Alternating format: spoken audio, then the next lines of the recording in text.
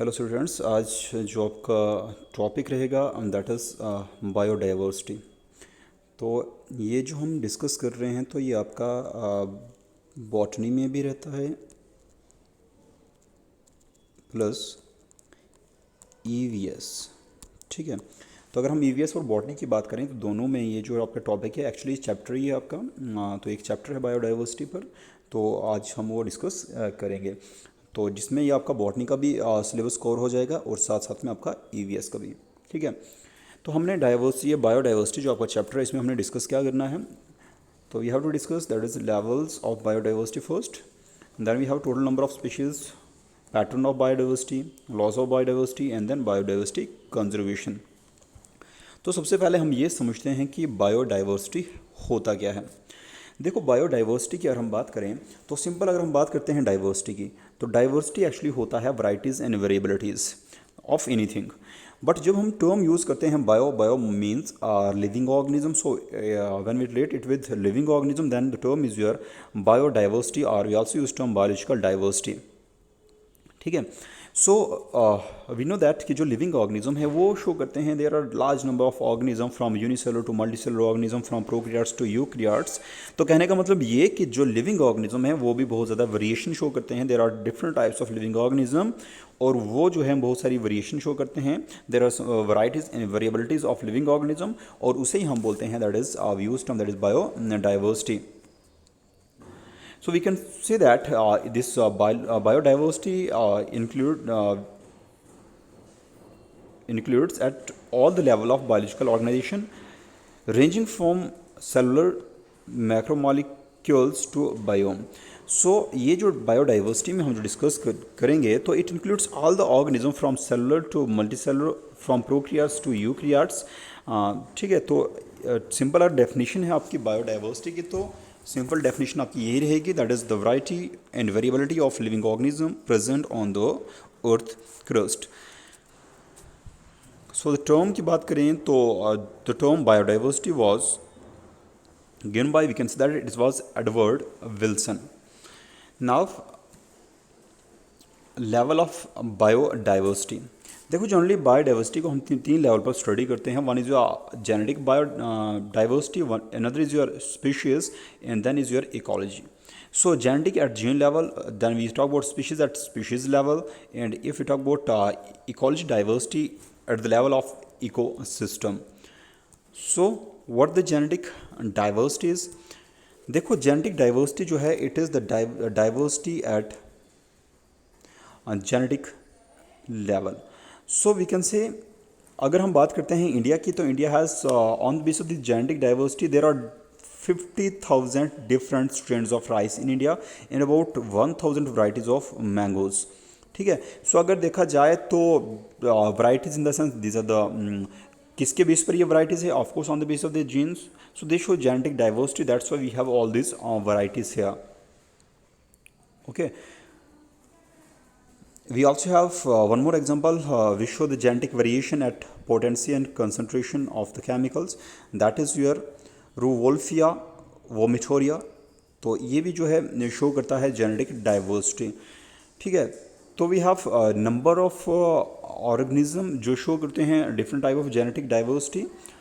Next आपका आता है that is your species diversity. Species diversity की बात करें तो we can say that is diversity at species level. जैसे फॉर एग्जांपल अगर बात करते हैं वेस्टर्न घाट्स की, तो they have greater amphibian species than the Eastern Ghats. ठीक है, तो जो species diversity, of course diversity of the living organism, मतलब कहाँ पर वैराइटीज़ ज़्यादा पाई जाएंगी डिपेंड करेगा कि कंडीशंस कहाँ पर सूटेबल हैं उनकी ग्रोथ के लिए, उनकी डेवलपमेंट के लिए. ठीक है ना, तो ये जो वैराइटीज़ एंड वेरिएबिलिटीज़ का पाया जाना, ऑर्गेनिज्म का पाया जाना किसी भी हैबिटेट में, किसी भी कंडीशन में डिपेंड करता है कि whether the conditions are suitable for the growth development और not.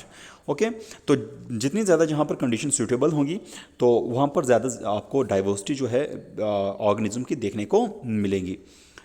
Then we have next is your ecological diversity. Ecological diversity means diversity as ecosystem level.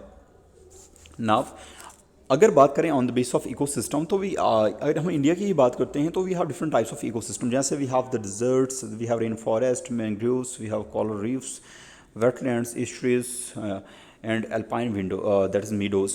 तो we have all this ecosystems. So depend करता है इन ecosystem के base पर, of course this ecosystem की ही तो डाइवर्सिटी है. तो इकोसिस्टम की diversity we used term that is ecological diversity. So mainly diversity जो है, बायोडाइवर्सिटी क्या बोला हमने, first is your genetic, then is species, and then third is your that is ecological diversity. So genetic at gene level, species at species level, individual level, and अगर हम ecology diversity की बात करें तो it is at ecosystem level. No थोड़ा बहुत data पढ़ लेते हैं. अगर हम बात करें total number of species on earth. So according to IUCN, that is International Union for Conservation of Nature, इनके according there are more than 1.5 million species on the earth so far.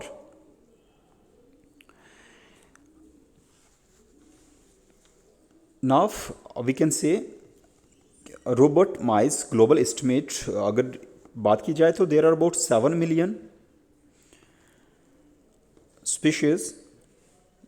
उसमें से only 22% स्पीशीज जो हैं they have been recorded so far.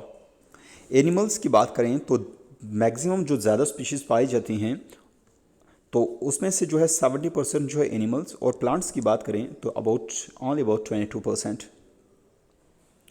और अगर animals की बात करें तो एनिमल्स में भी जो सबसे ज़्यादा पाए जाने वाला दैट इज़ टैक्सोनॉमिक ग्रुप है, स्पीशीज़ रिच टैक्सोनॉमिक ग्रुप है, वो आपका है insects.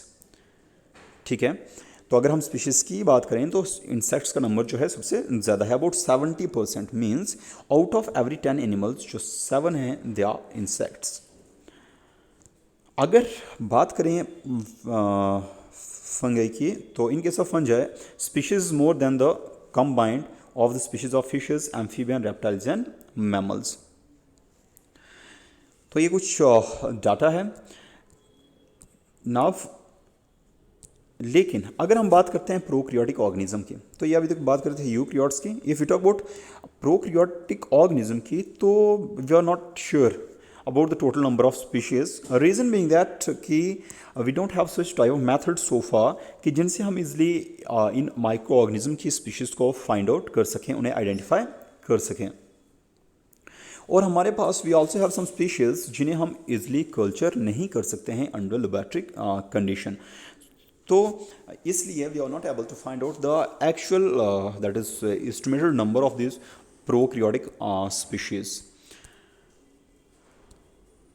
Now if you talk about the biodiversity of India, तो in term of countries India is one of the 12th mega diversity of country. और India की बात करें तो it occupy 2.4% of the world land area but 8.1% of the species diversity. Now we can say nearly 45,000 species of plants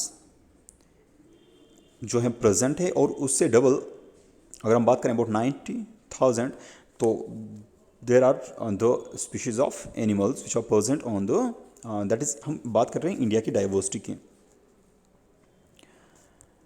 अगर हम बात करते हैं according to may globals estimates, India की बात की जाए तो there are more than 1 lakh plant species and about 3 lakh animal species. तो ये थोड़ा डाटा याद रख लेना. नेक्स्ट स्पीशीज़ के ट्रेंड्स की बात करें कि इनका, मैंने आपको पहले ही बोला कि जो condition which are suitable for their survival, तो वहाँ पर स्पीशीज़ रिचनेस रहेगी.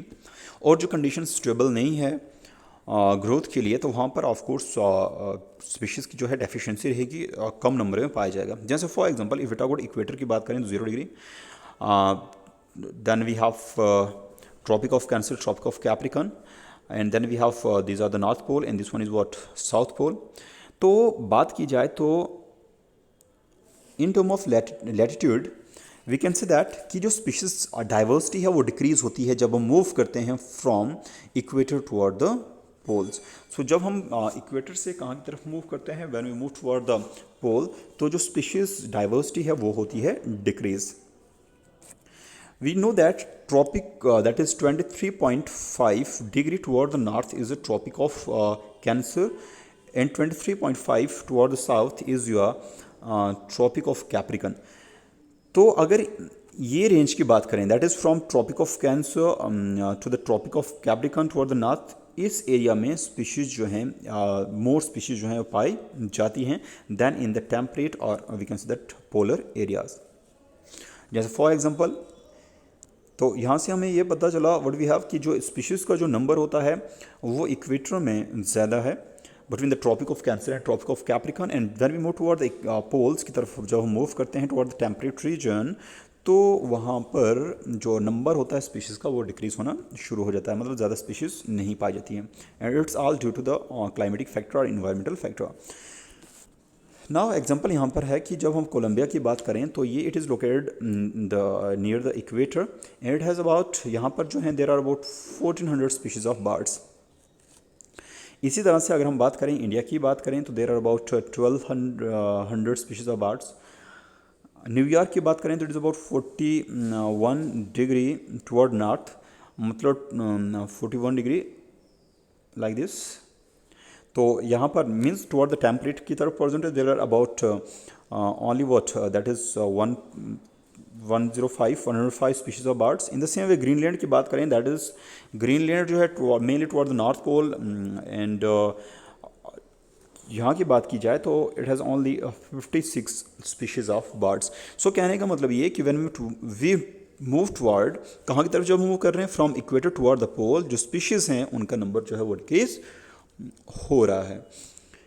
ठीक है, तो हम इजली कह सकते हैं कि जो आपके इक्वेटर रीजन में है स्पीशीज़ रिचनेस है, स्पीशीज़ ज़्यादा पाई जाती हैं, और जब हम पोल की तरफ मूव करते हैं तो वहाँ पर आपका जो स्पीशीज़ का जो नंबर होता है वो डिक्रीज़ होता है। Okay, so it's all about for today. Thank you.